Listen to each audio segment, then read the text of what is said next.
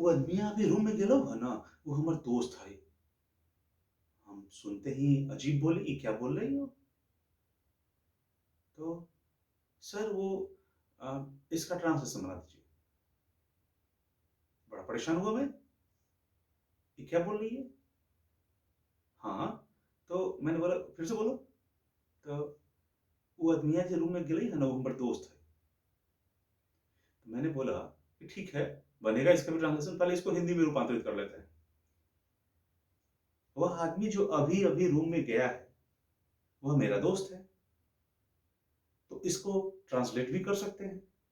तो आप अगर स्पोकन सीखना चाहते हैं, तो अपनी क्षेत्रीय भाषा को पहले आप हिंदी में रूपांतरित करें और फिर हिंदी में जब वो रूपांतरित होगा, तो एक व्याकरण के प्रकरण में वो आ जाएगा, एक पैटर्न में आ जाएगा।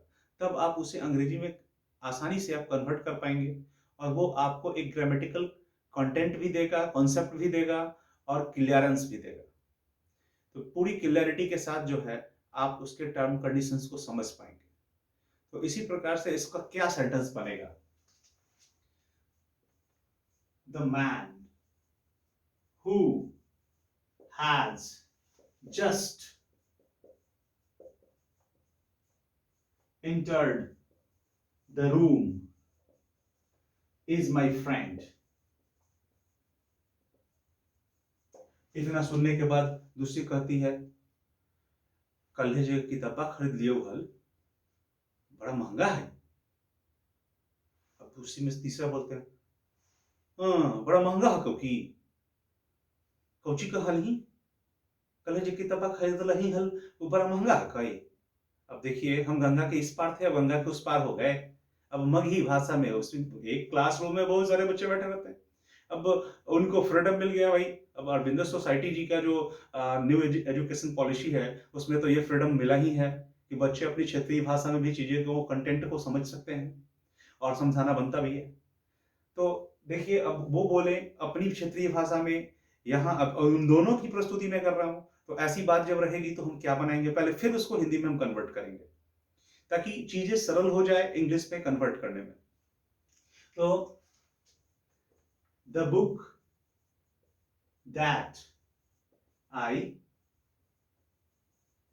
bought is very costly। The book that I bought is very costly।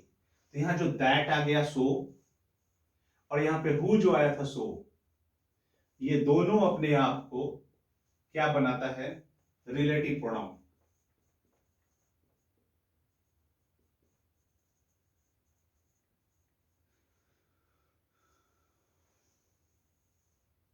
Relative pronoun से बनाते हैं। और ये रिलेटिव प्रोनाउंस का काम क्या होता है, संज्ञा के लिए ये आता है, लेकिन रिपीटेशन ऑफ प्रोनाउन जो है उसको वो ब्रेक करता है, रोकता है। ठीक है, तो संज्ञा के लिए आया और डोमिनेट भी करा रहा है किसको, नॉमिनेट करा रहा है प्रोनाउन को। द बुक दैट, अब देखिए, वह किताब जो, I bought is very costly, जो मैंने खरीदी, है ना, खरीदी है या खरीदी, ठीक है, खरीदी होगा। यहाँ पे बाउट है, V2 लिखा हुआ है, सिंपल पास्ट, तो वो बहुत ही महंगी है।